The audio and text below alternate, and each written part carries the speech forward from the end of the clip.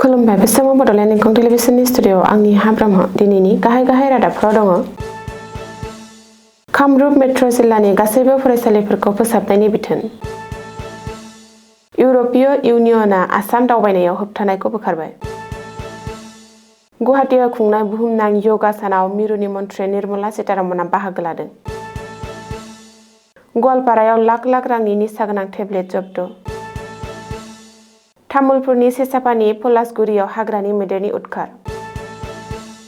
कार्बि आंलंआव लामा जाब्रबथायजों बिमा फिसाज्लानि जिउ खहा लोगोसे गोबांसा जोखोम। गरायमारियाव सासे सुबुंनि गोथै सह बोखांदों। दानिया फैदो आबुं रादाबाव।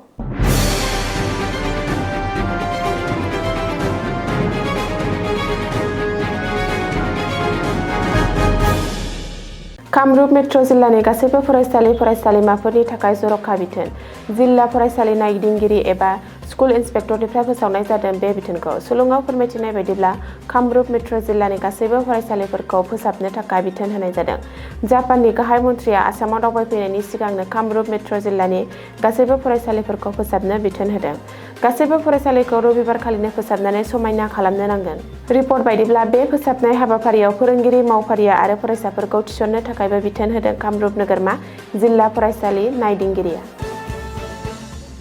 इउर'पीय इउनियनआ आसामनि सायाव होबथानानै दोननायफोरखौ बोखारबाय। गिबि मन्थ्रि डक्टर हिमन्त बिश्व शर्माया सनिबारखालि फेसबुकआव लाइभ फैनानै बे खौरांखौ फोसावदों। दानिफ्राय इउर'पनि मोन 27 हादरनि नोगोरारिफोरा आसामाव दावबायफैनो हासिगोन। आसामखौ मोनसे गोजोन रायजो होननानै गनायथि होबाय इउर'पीय इउनियनआ। इउर'पीय इउनियननि सिगां जापान आरो अस्ट्रेलियाया आसामनि सायाव होबथानायखौ बोखारदोंमोन। गिबि मन्थ्रि डक्टर हिमन्त बिश्व शर्माया बुङो दि एडभान्टेज आसाम 2.0आ आसामाव आसा आरो मिजिं लाबोदों। आसामा दा हिंसानि ओनसोल नंलिया। गुबुन हादरनि थान्दैफोराबो आसाम दावबायनो नागिरो। माखासे गुबुन हादरा आसामनि सायाव होबथानायखौ बोखांना लाबाय। इउर'पीय इउनियननि मोन 27 हादरनि दावबायारिफोरा आसाम दावबायगोन। गुबुन हादरनि दावबायारिफोरनि थाखाय आसामाव हटेल आरो हमस्टे बायदि बानायनायखौ सापर्ट खालामदों गिबि मन्थ्रिया। बबेखानि इउर'पीय इउनियननि सुबुंफोरा स्टार हटेलाव थानायनि सोलाय मिथिंगानि गेजेराव सम बारहोनायखौ मोजां मोनो होननानैबो गिबि मन्थ्रिया बुंदों। रबिबारखालि भारतजों लोगोसे बुहुमनाङैनो खुंदों 12थि इन्टारनेशनेल योगा सान। गुवाहाटीनि सती राधिका पार्कआव दिनै खुंदों 12थि इन्टारनेशनेल योगा सान। Assam state rural livelihood mission आरो आयुष बिफाना खुंनाय योगा हाबाफारियाव गाहाय आलासि महरै बाहागो लायो मिरुनि राङारि मन्थ्रि निर्मला सीतारमणआ। मिरुनि मन्थ्रि सीतारमणजों लोगोसे गिबि मन्थ्रि डक्टर हिमन्त बिश्व शर्मा आरो मन्थ्रि अशोक सिंघाल अजन्ता नेवगा योगा खालामो। मख'नो गोनांदि देग्लायनि योगा साननि गाहाय मोन्थोरा जादों योगा फर हेल्दी एजिं एबा गोग्गो सावस्रिनि थाखाय योगा। सोरखारा गुवाहाटीआव मिरुआरियै योगा सान खुंनाय बायदियैनो आसाम नाङै 50,000सो थावनिनिफ्राय 12थि इन्टारनेशनेल योगा सान खुंदों आरो 32 लाखनिबो बांसिन गावसुंथा हान्जानि आइजोफोरा बाहागो लादों। रिपर्ट बायदिब्ला कलकातायाव खुंनाय इन्टारनेशनेल योगा सानाव गाहाय मन्थ्रि नरेन्द्र मदिआ बाहागो लायो। गवालपारा जिल्लानि जलेश्वराव पुलिसआ लाख रांनि निसा गोनां टेब्लेट जब्द' खालामदों। रिपर्ट बायदिब्ला पुलिसआ जलेश्वराव खमैबो 28 लाख रांनि निसा गोनां ट्रामडल टेब्लेटफोरखौ जब्द' खालामनो हादों। लोगोसे सासे स्मागलारखौबो हमदों। जलेश्वर थानानि अ.सि. बिप्रसि रयनि दैदेननायाव बे जाफुंसार अपारेशनखौ खालामनाय जादोंमोन। बबेखानि हमजानाय स्मागलारखौ धुबरी जिल्ला फकीरगंजनि हाबिजुल इस्लाम होननानै सिनायथिनाय जादों। पुलिसआ फोरमायथिनाय बायदिब्ला हाबिजुलनिफ्राय गासै 5,722 निसा गोनां ट्रामडल टेब्लेटफोरखौ जब्द' खालामदों आरो बेनि लिरथाया 3 केजिनिबो बांसिन जागोन। तामुलपुर जिल्लानि भारत-भुटान सिमायाव थानाय सेसापानि पलासगुरियाव हाग्रानि मैदेरनि उदखार। सिगां समनिफ्रायनो उदखार खालामफैनाय बायदिनो थांनाय हरावबो भुटान हाजोनिफ्राय ओंखारबोनाय मैदेरा सेसापानि पलासगुरियाव उदखार खालामफैदों। थांनाय हरनि समाव सेसापानि पलासगुरि गामियाव फाग्ला दैमानिफ्राय गाखोबोनाय मैदेर फालोआ माखासे नखरनि न'बां थेर-बेथेर खालामलांदों। मिथिनो हानाय बायदिब्ला हेमन्त बसुमतारीनि ओंखाम संग्रा न'खौ सिफायलाङो लोगोसे अनन्त बसुमतारीनि थाग्रा न'नि इन्जुर आरो गेन्दा बर'नि ओंखाम संग्रा न'खौ इन्जुर सिफायलाङो।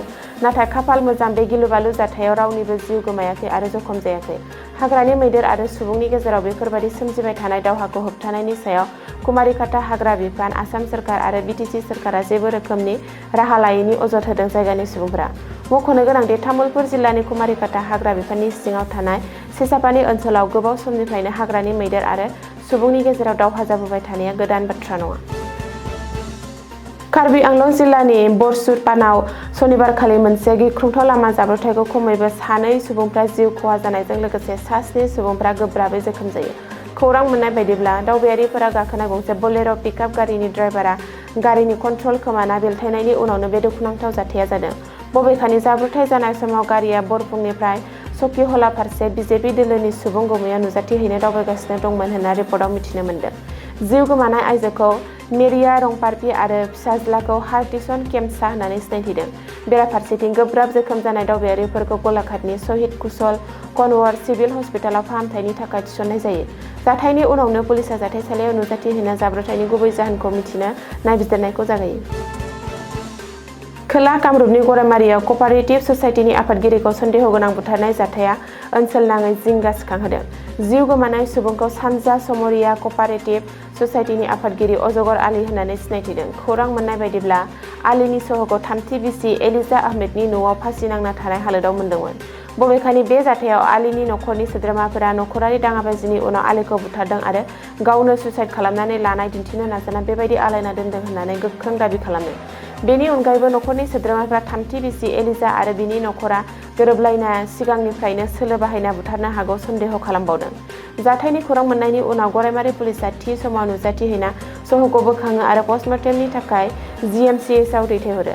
बे समाव थैनायनि गुबै जाहोनखौ दासिमबो रोखायै मिथिनो मोननाय जायाखैब्लाबो पस्टमर्टेमनि उनाव गुबै जाहोनखौ मोनगोन होननानै पुलिस बिबानगिरिफोरा नायबिजिरनायखौ जागायो। दिनैनि रादाबा एसेनोसै, गोजोन्थों।